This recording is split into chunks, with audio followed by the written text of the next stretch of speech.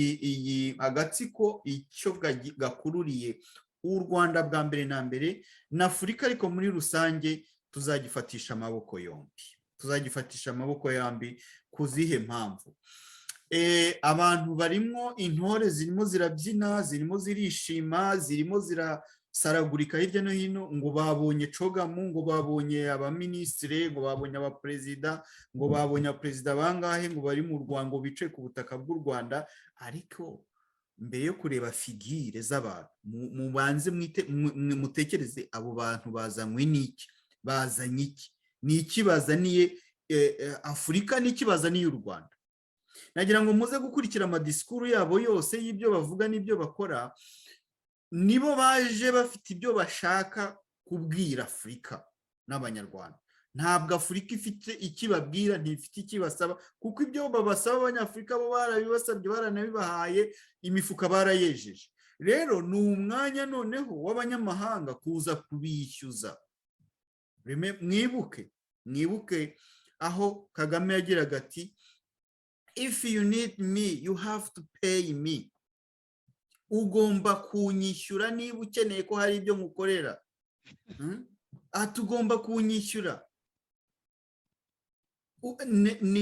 Ni iki rero gituma aba banyamahanga bamanuka bakaza bakabwira u Rwanda, bakabwira Afurika bati rero wowe Rwanda turakubonamo nk'icyitegererezo, turakubonamo nk'ubuyobozi bwiza, turakubonamo nk'ahantu dushobora kuzashyira santere yo kurwanya Abarusiya. Sinzi niba ibyo bintu mushobora kuba mubyumva uburemere bwabyo. Bano bantu bananiwe kurwana n'Abarusiya muri Ukraine. Bano bantu bafite ingabo ziri iruhande rw'Uburusiya, bafite ingabo ziri iruhande rwa Ukraine, mu bihugu by'i Burayi, mu muryango wa OTAN, ariko ntacyo bakoze. Noneho bakaza bakabwira Afurika bati no, mu Rwanda niho tugiye gushyira santere y'ijisho ryacu n'amatwi yacu y'iby'Uburusiya n'Ubushinwa birimo gukora muri Afurika. Ntabwo mwumva intambara igiye kurota hariya hantu ukuntu imeze. Kandi tubibutse neza yuko iyi nama ibaye itarimo ibihugu bikomeye ndetse bifasha na Afurika. Ufashe nk'igihugu cya Australia, ni igihugu cyo gifasha kitanitaye kuza gutegeka ibi bihugu bya Afurika ibyo bigomba gukora, kirafasha gusa kigategereza ko muzagiha raporo. Ariko aba bazungu bandi, abanyaburayi, baragufasha bakanagerekaho kukubwira igigomba gukorwa n'amafaranga yabo. Hari ibyo by'ibyo nyine barimo kubasaba. Australia ntayirimo, Ubuhinde nta buri muri iriya nama, New Zealand nta iri muri iriya nama, ndetse na South Africa, igihugu cya Afurika y'Epfo. Ni ibihugu bikomeye, ntabwo wabyirengagiza muri iriya nama ihuza abahoze bakolonizwa n'Ubwongereza. Noneho ugasanga mu Rwanda, kandi twibutse ko ibi bihugu mvuze haruguru ndetse n'ibindi bihugu byinshi byicaye hariya muri iriya nama ya Afurika, byose ibyinshi majority bishyigikiye Uburusiya. Kandi ku mugaragaro, icyemezo cyawe nticyashatse gufatirwa Uburusiya, bariyopoza ku mugaragaro. Ibihugu bya Afurika hafi birenga 20 biriyopoza, bivuga ko bidashaka ko bafatirwa ibihano Uburusiya. Igihugu cy'u Burundi gikorana n'Uburusiya bya hafi mu mishinga itandukanye. Igihugu cya Repubulika Iharanira Demokarasi ya Kongo, Uburusiya binyuze muri ambasaderi wacyo bavuze ko igihe u Rwanda, Kongo izadekarara intambara yo kurwana n'u Rwanda, ko byanze bikunze bazafasha Kongo kugeza ku munota wa nyuma. Sinzi niba ko kana abantu bakumva. Ni ukuvuga ngo igihe Kongo yadekarara intambara n'u Rwanda, tuzarwana ku ruhande rwa Kongo kugera ku munota wa nyuma. Abanyaburayi rero babibonye baravuga bati ibintu birakomeye. Niko kumanuka n'imizi n'imiganda, bati tugomba gushinga ibirindiro hano mu Rwanda, ubundi tugakontorora Afurika yose, kubera ko u Rwanda rwigize akamana hariya. reka mbibutse mbere y'uko ijambo turi kumwe nabo bagira icyo babivugaho, mbibutse ikintu kimwe. Reka mbibutse ko u Rwanda ari rwo rwonyine rwemeye kwakira impunzi z'ibindi bihugu z'abanyafurika zagiye kwishakira ubuzima mu bindi bihugu, u Rwanda rukemera kubasubiza muri Afurika ku gahato kandi barayihunze. icyo kintu abanyafurika benshi bacyangiye u Rwanda. uyu mvuga u Rwanda ni kariya gatsiko, kuko ni kariya gatsiko ka FPR Inkotanyi. Twibutse ikindi kintu gikomeye cyane ko u Rwanda mu bintu bitumvikanyweho bitasobanutse rwavuze ko rugiye gushyira centrale nucléaire mu gihugu cy'u Rwanda. Ibihugu byose bya Afurika cyane cyane ibikikije u Rwanda biravuga icyano riraguye. Icyo kintu mugiye kubaka mu Rwanda umunsi cyaturitse, mwibuke Chernobyl turi, u Rwanda ubwarwo n'ibindi bihugu byose birukikije umwuka ruzohereza muri kariya karere. Ibyo bintu murimo ni ibiki? U Rwanda ariko ntirwumva, rurakomeje, umushinga urakomeje.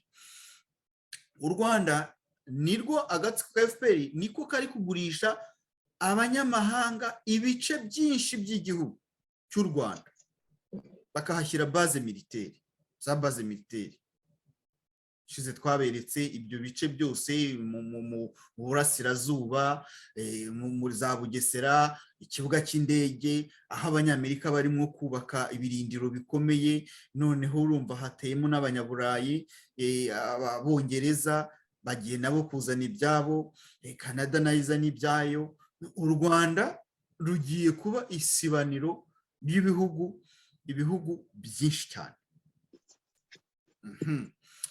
Ikindi mwibuke ko u Rwanda biciye nyine mu muvugizi warwo w'agatsiko ka FPR Inkotanyi ari rwo rwemeje bwa mbere ko urupfu rwa Kadafi rwari rufite ishingiro.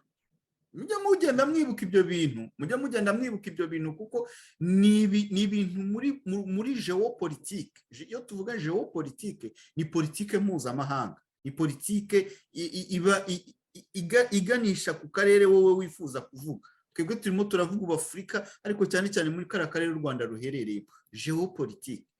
U Rwanda nirwo rwa mbere rwavuze ruti Kadafi kuba yapfuye nawe ibyo biramureba, byari bifite ishingiro binyuze muri Kagame. Ibyo byose rero ukongeraho nuko u Rwanda rwafashe ingabo rukazohereza muri Mozambique ruciye inyuma SADC. Ibyo byose bituma amahanga cyane cyane adashyigikiye ibi bihugu by'ibinyaburayi bakomeza kubona nk'u Rwanda nk'ikibazo. Bakaba bavuga bati umuntu watufasha ibi bintu bigahinduka muri kiriya gihugu.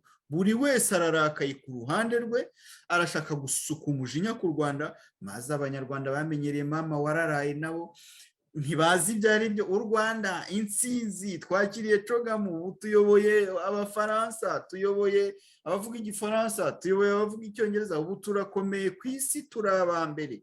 Ariko ntabwo muzi ikiguzi cy'ibyo bintu, ntabwo muzi ikiguzi FPR yatanze kugira ngo ifate ubutegetsi, amamiliyoni yemeye kwapfa mu gihugu cy'u Rwanda. Ibyo bikaba ntacyo bibwiye. Ntabwo muzi rero ibiguzi by'ibyo FPR irimo gutanga uyu munsi kugira ngo bayemerere ibyo bintu byose. Abanyarwandakazi, duhumuke, dufunguke amaso. Nta kintu umuzungu aguha cy'ubuntu, jamais.